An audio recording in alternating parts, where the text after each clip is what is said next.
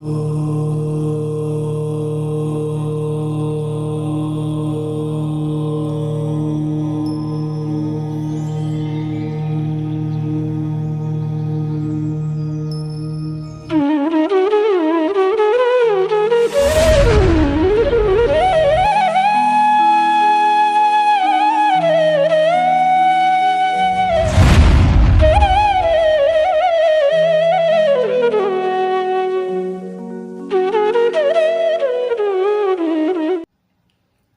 ह्रीं अरहम णमो जिनाणम। गाथा नंबर 73 विस्तार पूर्वक जीव समासों के भेद कहते हैं। तो ये नहीं समझना बस इतने ही विस्तार है, आगे और भी विस्तार आएगा। ठीक है, देखते। भू, आऊ, तेऊ, बाऊ शब्द देखो। फिर निच, चदुप, गदी, निगोद, थूली, दरा, पत्तेय, पत्ते, पदिठिडरा, ठिदरा, तस्पण, पुणा, पुण्य, दुगा। भू, आऊ, तेऊ, बाऊ, निच, चदुप, गदी, निगोद, थूली, दरा, पत्तेय, पदिठिदरा, पण, तसपण, पुणा, अपुण्य, दुगा। अलग अलग चीजों को अलग अलग शब्द। वहां पर पज्जत, इदराई, पज्जता, पज्जता, पज्जता। अब देखो नया शब्द पुणा, अपुण्य। तो ऐसे अलग अलग गाथाओं में अलग अलग शब्द एक ही चीज को देखने को मिल रहे। बढ़िया, चलो आगे चलते हैं। पहला शब्द है भू। भू मतलब पृथ्वी। उन्होंने क्या प्रयोग किया था? पुड़वी। फिर दूसरा शब्द है आओ। आओ मतलब जल, पानी। इसको बोलते हैं अप। याद है तत्वार्थ सूत्र में? तत्व सूत्र में क्या शब्द आया? अप शब्द आया। प्रतिव्यपतेजो, तो वहां अप शब्द आया, वही यही शब्द है वो, आओ। ठीक। फिर तेऊ। तेऊ मतलब तेज, अग्नि। बाऊ। बाऊ मतलब वायु। फिर उसके बाद निच अर्थात नित्य। फिर अगला चतुर्गति निगोद। चतुर्गति निगोद, तो एक तो नित्य निगोद और एक चतुर्गति निगोद। मतलब जिसे हम उसके अपोजिट कहते हैं, जो बार बार स्थावरों से त्रस और त्रसों से स्थावरों का फिर निगोद में जाते हैं, या त्रस जीवन से फिर निगोद में चले जाते हैं, वो चतुर्गति निगोद। फिर स्थूल इदरा, थूल इदरा। शब्द देखो, अच्छे से शब्द देखते जाओ, बढ़िया शब्द है।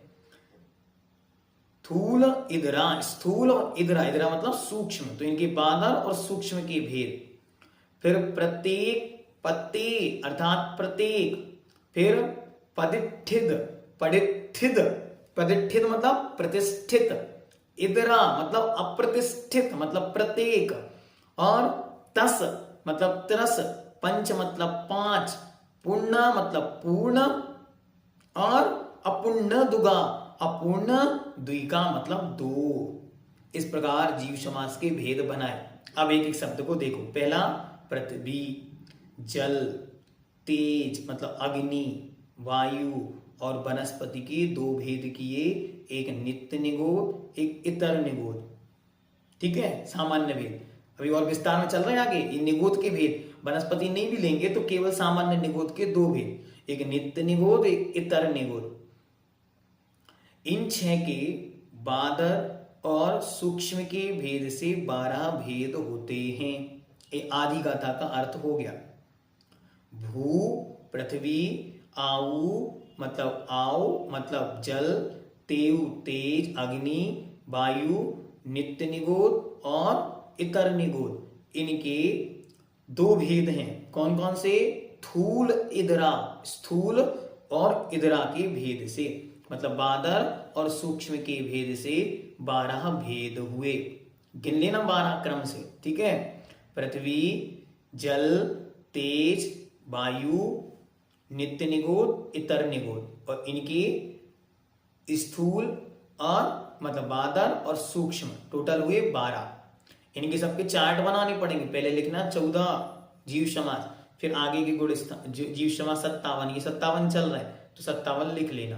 आगे तथा पत्ते पडिठिदरा, तो प्रत्येक के दो भेद, एक प्रतिष्ठित और दूसरा अप्रतिष्ठित। ध्यान से, ऊपर वनस्पति के दो भेद किए तो साधारण वनस्पति के दो भेद कर दिए, साधारण वनस्पति के अंदर ही निगोद आ गया तो उसके दो भेद कर दिए, एक नित्य निगोद और एक इतर निगोद रूप। और दूसरा प्रतिष्ठित वनस्पति जो बची, प्रत्येक वनस्पति बची उसके भी दो भेद, एक प्रतिष्ठित और एक अप्रतिष्ठित। और त्रस जीव के, अब आए त्रस जीव, तो त्रस जीव के पांच भेद कौन कौन से, ध्यान से, 2 इंद्री, 3 इंद्री, 4 इंद्री, असंगी पंचेंद्रिय और संगी पंचेंद्रिय। देखो भेद करने के तरीके हैं, विषय वही है, कंसेप्ट एकदम क्लियर रखना। 1 इंद्री से 5 इंद्रिय तक के जीव हैं। अब इन जीवों को इतनी कितनी कैटेगरीज की जा सकती हैं, वो सारी कैटेगरीज करके बता रहे हैं आपको, बस इसलिए कंफ्यूज नहीं होना ये कहां पहुंच गए महाराज, कहीं नहीं लेके जाएंगे, 5 इंद्रियों में ही आपको और डीप डीप में लेकर जा रहे हैं। समझ में आ गया ये कंसेप्ट कहां जा रहे हैं। तो पहला अपन ने समझा 1 इंद्रिय में, 1 इंद्रिय के टोटल 14 भेद हो गए, ठीक है। अब 2 इंद्रिय, 3 इंद्रिय, 4 इंद्रिय और पंच इंद्रिय के 2 भेद, ठीक हुआ। अब आगे तस पण, तस के 5, इस तरह सब मिलाकर 19 भेद होते हैं। ये 19 हो गए, 14 5 19, ठीक। ये सभी भेद पर्याप्तक, निर्वित्त पर्याप्तक और लब्धया पर्याप्तक के भेद से 3 प्रकार के होते हैं। 19 तो ये हो गए, अब इनके भी 3 भेद करो, पुणा, अपूर्ण और दुगा, द्विका, दोनों मिक्स। हाँ देखो कितना अच्छा शब्द दिया, एक चीज के लिए कितने शब्द आपके सामने आ रहे हैं, शब्दों को भी देखते जाओ, इससे गाथाओं को, क्योंकि एक बात हमेशा जीवन पर्यंत याद रखें, संस्कृत और प्राकृत जितना साहित्य लिखा जाना था लिखा जा चुका, आप तो शब्द याद कर लो, अपने आप अर्थ मिलने लगेंगे, ठीक है। तो क्या कहते हैं, इनके पर्याप्तक मतलब पुण्य और अपुण्य मतलब अपर्याप्तक, और अपर्याप्तक दुगा मतलब अपर्याप्तक 2 प्रकार के, कौन कौन से, एक निर्वित्त अपर्याप्तक और एक लब्ध अपर्याप्तक के भेद से 3 प्रकार के होते हैं। इसलिए 19 का 3 के साथ गुणा करने पर जीव समास के 57 भेद होते हैं। हाँ अच्छी तरह आप इसको एक बार अपनी कॉपी पे लिख के देखना, मैं एक बार पुनः रिपीट कर रहा हूं, देखने का प्रयास करो, ठीक है। पृथ्वी, जल, वायु, फिर वनस्पति, पहले तेज और अग्नि, फिर वनस्पति। तो पहले चलेंगे पृथ्वी, जल, अग्नि, वायु, 4 ये हुए। इसके बाद आगे बढ़ेंगे तो वनस्पति के पहले 2 भेद कर दिए। कौन कौन से 2 भेद किए, एक तो साधारण वनस्पति और एक प्रत्येक वनस्पति। इनके भी प्रत्येक के 2 भेद, तो वो प्रत्येक के 2 भेद बस काउंट करने, तो नित्य निगोद, इतर निगोद और फिर प्रतिष्ठित और अप्रतिष्ठित, टोटल कितने हुए 7। अब इन 7 के भी दुगने भेद करो, कितने भेद करना, तो इनके भी बादर और सूक्ष्म रूप भेद करने, तो टोटल हुए 14। जब ये 14 भेद हो गए फिर इसके बाद कहते हैं त्रस 5 प्रकार के, 2 इंद्री, 3 इंद्री, 4 इंद्री, असंगी पंचेंद्री, संगी पंचेंद्री, तो टोटल कितने हुए 19। और अब टोटल जो 19 काउंटिंग आई है, इसके पहले पुण्य मतलब पर्याप्तक और फिर अपुण्य दुग, अपुण्य दुग, ध्यान से सुनो शब्द, दुगा, अपुण्य दुगा, अपुण्य मतलब अपर्याप्तक, अपर्याप्तक 2 प्रकार के, एक निर्वित्त पर्याप्तक और एक लब्धे अपर्याप्तक, ठीक है। इतना विषय गाथा में आचार्य ने कहा, वो आपके सामने रख दिया। अब विशेष जो समझने का है वो आपके सामने रखता हूं, ठीक हुआ। गाथा क्लियर हो गई, गाथा क्लियर करना है, पूज्य वर्ग का भाव ग्रहण करना है, विशेष अर्थ नहीं है समझ में तो भी चलेगा, लेकिन आचार्य का मूल भाव हमारे सामने आना चाहिए। तो आचार्य का मूल भाव हमने कोशिश किया है, एक एक शब्द आपके सामने आए। फिर से एक बार मूल गाथा को देखें। भू मतलब पृथ्वी, आव आव मतलब पानी जल, तेव मतलब अग्नि, बाऊ बाऊ मतलब वायु हवा, ठीक है, वायु का एक। फिर वनस्पति, वनस्पति शब्द आचार्य ने प्रयोग नहीं किया। वनस्पति के जो दो भेद होते हैं, एक साधारण और एक प्रत्येक। साधारण के भी दो भेद, एक नित्य निगोद और एक अनित्य निगोद कहो या इतर निगोद कहो, ठीक है। और फिर प्रत्येक की भी दो भेद, प्रतिष्ठित और अप्रतिष्ठित। तो आगे गाथा देखते हैं। निच्च निच्च मतलब निच्च निगोद और चतुर्गदी निगोद। चतुर्गदी निगोद मतलब इतर निगोद। इनके कितने भेद हैं? तो इनके सबके दो दो भेद हैं। स्थूल मतलब बादल और इद्रा मतलब सूक्ष्म, ठीक हुआ। फिर पत्ते मतलब प्रत्येक, प्रत्येक के भी दो भेद, प्रतिष्ठित प्रतिष्ठित और इद्रा, प्रतिष्ठित और अप्रतिष्ठित। यहां तक हुए 14। फिर तस मतलब तरसजीव, पण 5 होते हैं।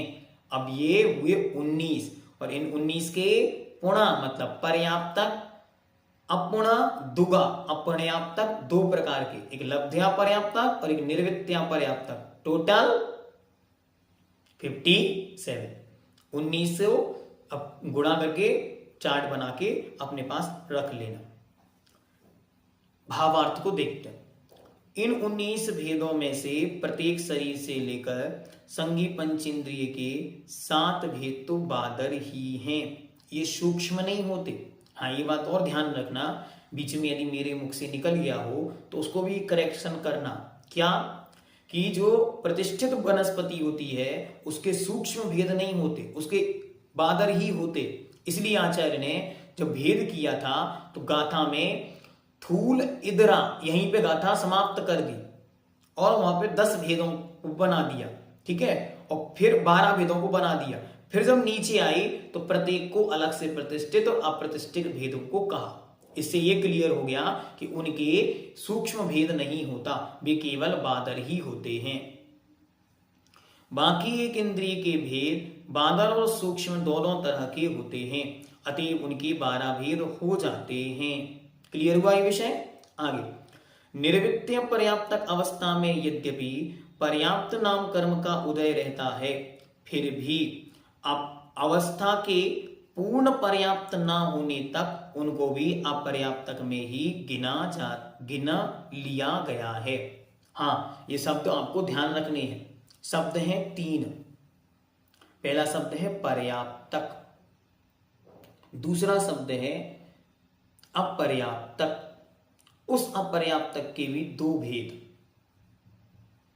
एक शब्द है निर्वित्ति पर्याप्तक, अलग अलग लिख लो, निर्वित्ति प्लस अपर्याप्तक, और तीसरा शब्द है लब्धि प्लस अपर्याप्तक।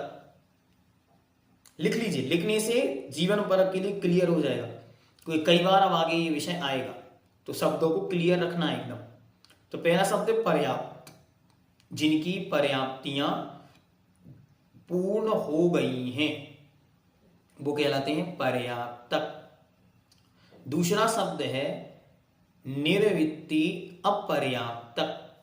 निर्वित्ति शब्द का अर्थ होता है रचना, बनावट। जो बनावट के समय में अपर्याप्तक हैं लेकिन आगे जाकर पर्याप्तक हो जाएंगे, वो कहलाते हैं निर्वित्ति पर्याप्तक। 2 शब्द अलग अलग करो, निर्वित्ति प्लस अपर्याप्तक मिला के बना निर्वित्ति पर्याप्तक। निर्वित्ति मतलब रचना, बनावट। तो जो बनावट के काल में पर्याप्त और पर्याप्तक एक ही शब्द है, पर्याप्ति और पर्याप्तक, जिसकी पर्याप्तियां वो पर्याप्तक, ठीक हुआ, कोई अंतर नहीं है ना। तो पर्याप्त, पर्याप्तक और पर्याप्ति, यहां पे तीनों अभी एक ही अर्थ में ग्रहण करना। तो क्या कहा? जिनकी पर्याप्तियां पूर्ण हो गई वो पर्याप्तक, जिनकी रचना, निर्वृत्ति मतलब रचना, जो रचना के काल में अपर्याप्तक हैं लेकिन आगे नियम से जिनकी पर्याप्तियां पूर्ण होंगी वो कहलाएंगे निर्वृत्ति पर्याप्तक। निर्वृत्ति मतलब रचना, अभी बनावट के समय में वे अभी अपर्याप्तक हैं लेकिन आगे जाके पर्याप्तियां पूर्ण होंगी और वे भी पर्याप्तक हो जाएंगे। और तीसरे हैं लब्धे अपर्याप्तक। लब्धि मतलब होता है योग्यता, अपर्याप्तक मतलब जिनकी पर्याप्तियां पूर्ण नहीं होती, मतलब जिनकी योग्यता ही ऐसी है कि जिनकी पर्याप्तियां पूर्ण नहीं होंगी उनको कहते हैं लब्धे अपर्याप्तक।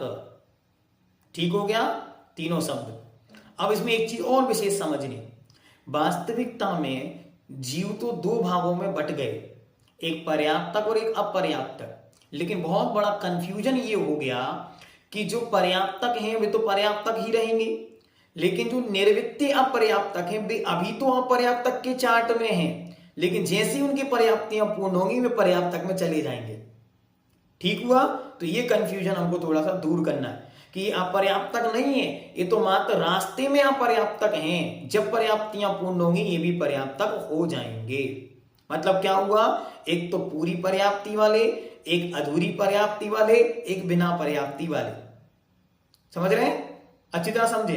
कोई जीव यहां से मरा तो मरण करते ही उसने अपर्याप्तक पने को धारण किया। अपर्याप्तक पने को धारण किया मतलब वो अपनी पूर्व पर्याप्तियों को छोड़कर नए की ओर बढ़ रहा है। बीच में उसने आदि पर्याप्तियां पूर्ण कर ली तब वो निर्वृत्ति पर्याप्तक, और जब पूरी पर्याप्तियां पूर्ण कर ली तो पर्याप्तक हो गया। और जिसकी योग्यता ऐसी है कि वो कभी भी पर्याप्तियां पूर्ण नहीं करेगा उसका नाम है लब्धि अपर्याप्तक, जिसको बोलते हैं लब्धि अपर्याप्तक। शब्द अलग अलग करेंगे तो लब्धि प्लस अपर्याप्तक। लब्धि मतलब योग्यता, अपर्याप्तक मतलब अपर्याप्तक, जिसकी योग्यता ऐसी है कि जिसकी पर्याप्तियां पूर्ण नहीं होंगी। अब यहां कोई कहे हमें पर्याप्तियां समझा दीजिए तो हम आपको नहीं समझाएंगे, क्योंकि ये तृतीय वर्ष का विषय है और आप सप्तम वर्ष में इस ग्रंथ को पढ़ रहे हैं। तो इसके लिए हम आपको डिस्क्रिप्शन में उनका सब विषय दे देंगे, आप सब वहां से अच्छी तरह उस विषय को क्लियर करें। ठीक है? ओम सिद्धम जैनम जयतु शासनम।